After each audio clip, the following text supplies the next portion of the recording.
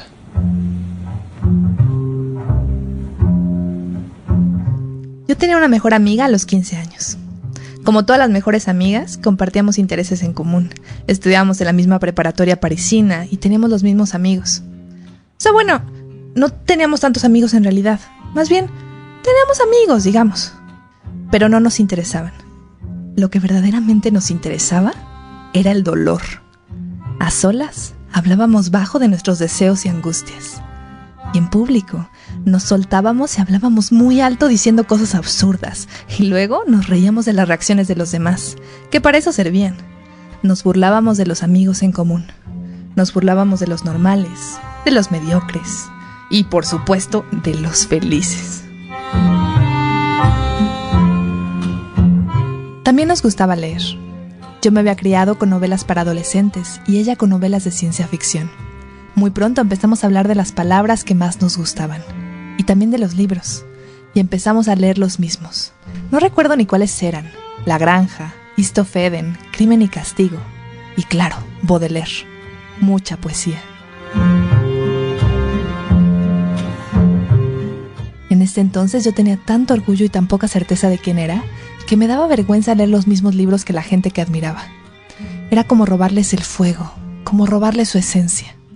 Había un chico del cual yo estaba muy enamorada que siempre traía un libro en el bolsillo derecho, detrás del pantalón. Si él no me hablaba espontáneamente de su lectura y lo guardaba desenfadadamente en el bolsillo, me cuidaba de preguntarle nada. Pero hacía 1000 contorsiones para vislumbrar el título y el nombre del autor, e inmediatamente después entraba en una librería y compraba 3 libros del mismo autor. Y me los leía en 3 días. Durante mucho tiempo ese enamoramiento fue la base de mi cultura literaria.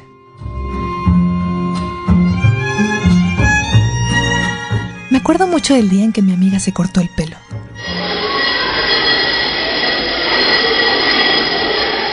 Salíamos de la escuela, todo un grupo pesado y lento de adolescentes torpes y mal vestidos, con ese ritmo de grupo que impacienta el corazón.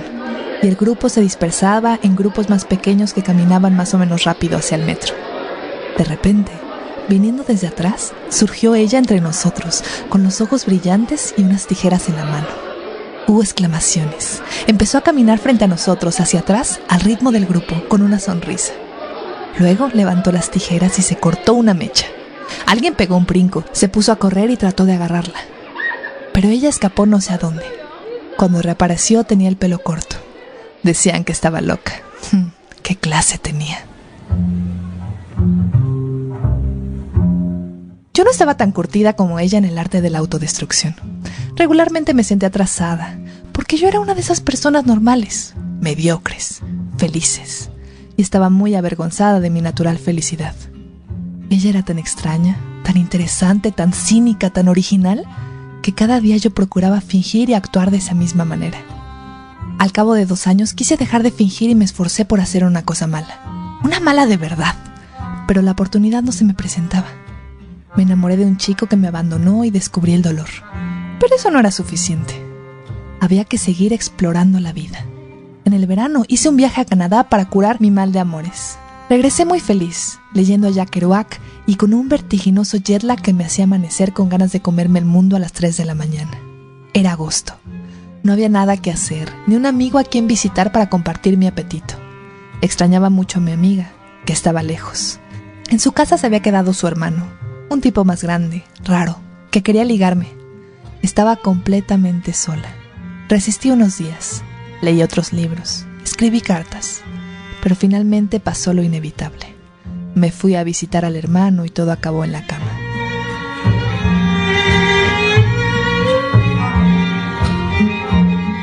Entonces empecé a sentirme culpable. No demasiado, seguía feliz y mediocre contra mi voluntad. Pasaron meses antes de que me ocurriera algo realmente extraordinario. Mi amiga vino a verme con la cara deshecha y me contó llorando que alguien, otra amiga, le había hecho algo. Le había hecho exactamente la misma culerada que yo. Pero esta vez ella sí se había enterado. En este momento en que ella sufría tanto y yo me sentía tan culpable, lo de los libros se volvió más problemático. Empecé a prohibirme leer los libros que ella leía. No me bastaba con haberle herido sin que ella supiera. Estaba además muy celosa de su dolor, un dolor verdadero, y yo sentía la necesidad de sentirme más culpable. de modo que tenía muchas, pero muchas ganas de leer el mismo libro que ella, pero al mismo tiempo me lo prohibía.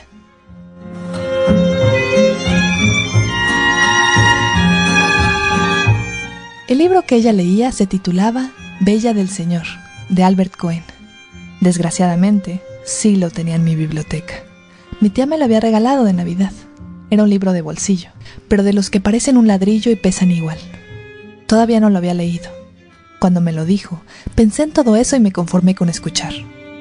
Toda la semana me habló del principio del libro. Empezó a contarme trozos de la intriga, a describirme los personajes, a decirme lo extraño, lo cínico que era. Como si fuera un enorme pastel del cual solo te puedes comer un trozo una vez al día. Y me lo contaba con una confusión de lector fascinado que me impedía entender bien de qué se trataba. El libro empezó a crecer en mi imaginación. Me pareció una cosa tan exquisita, tan infinita, tan profunda, y tal vez una cosa tan original, tan extraña y tan cínica como ella, que pensé que si yo también lo leía, seguramente entendería todo. Seguramente entraría en la mente de mi amiga. Seguramente encontraría el remedio para acabar nuestra guerra, para salvarla. Encontraría en algún personaje del libro mi propia imagen, confundida con la suya.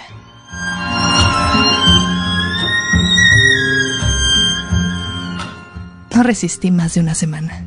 Un día que no tenía nada que hacer, me acerqué al libro, lo hojeé, lo abrí, lo volví a colocar en el estante. Dudé un poco. Lo abrí de nuevo y me dispuse a ver cómo empezaba. ¡Qué mala suerte! La primera frase no se acababa hasta la tercera página, y la segunda hasta la quinta, y la tercera... ¡Qué desgracia! No pude cerrar el libro, me lo tenía que comer. Lo tenía que leer como un pastel enorme, exquisito, infinito. Me sentía culpable. Tenía que leer rápido, me tenía que esconder, tenía que comérmelo rápido y no dejar que se me escaparan migajas de los rincones de la boca. La siguiente semana dejé de hacer tarea, dejé de pensar, dejé de leer otros libros, dormía poco. Al salir de clase corría a acabarlo, pero no se acababa.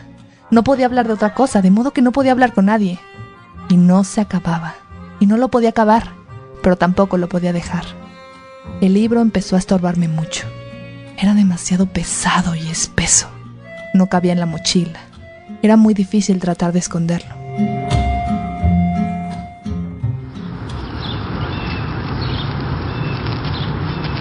Y mi amiga... ¿Y tú qué lees? ¿Yo? Nada.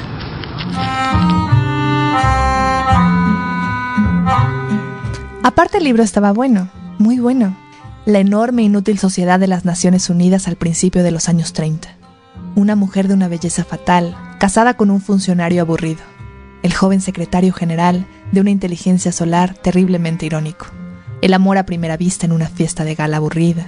Una actitud de parada militar de amor llena de orgullo. Una bofetada espectacular que acababa con un beso. Ella dejando a su marido desesperado suicidándose en el baño. La pareja ideal, la pareja más feliz, las ausencias de él por el trabajo y las ansias de ella. Y eso era apenas el principio. El libro me enseñaba cosas que hablaban más de mí que de mi amiga, pero ¿cómo le iba a decir que leía el mismo libro que ella? Empecé a odiar el libro.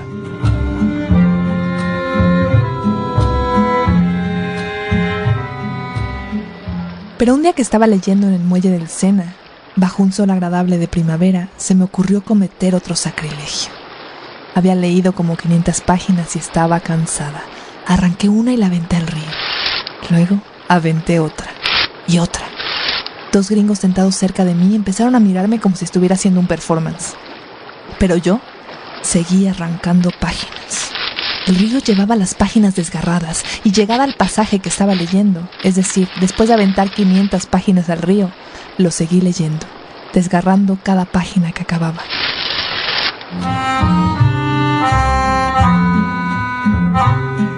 Nunca olvidaré qué placer el de desgarrar páginas. Todo el libro, el formato, el papel, parecía haber sido hecho para que se arrancasen con el máximo placer. Volví a mi casa. Mi cuarto se llenó de páginas sueltas. Todavía no me atreví a tirarlas. Ya no tenía ningún río bajo la mano. Esta enorme transgresión me permitió acelerar el paso. El odio hace leer más rápido, con una especie de fiebre y con mayor placer. No podía dar marcha atrás. pero sin saber muy bien por qué, prescindí de arrancar las últimas 100 páginas. Lo acabé en un fin de semana. Recogí las páginas tiradas en mi cuarto, busqué algún pasaje que me hubiera marcado especialmente. Eran 12 páginas. Las doblé y las puse en un sobre que coloqué en un lugar secreto de mi cuarto. Hice un paquete con el resto. Sin poder impedirme releer un poco, tomé lo que quedaba del libro, su esqueleto y sus últimas 100 páginas. Arranqué la portada y la partí en pedazos. Fui a la basura y lo tiré todo.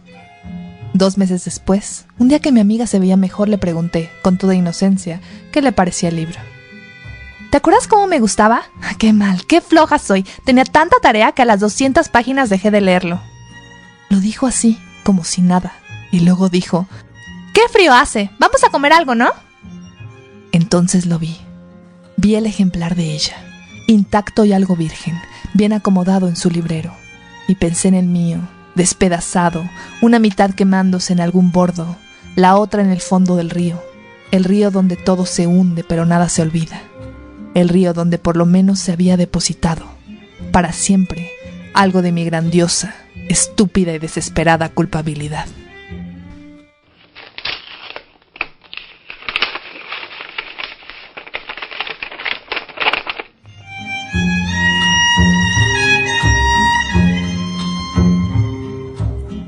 La vida imaginaria es un proyecto de podcast cultural que narra la relación con el arte desde el punto de vista del público. Agradecemos la difusión a la revista Letras Libres en www.letraslibres.com.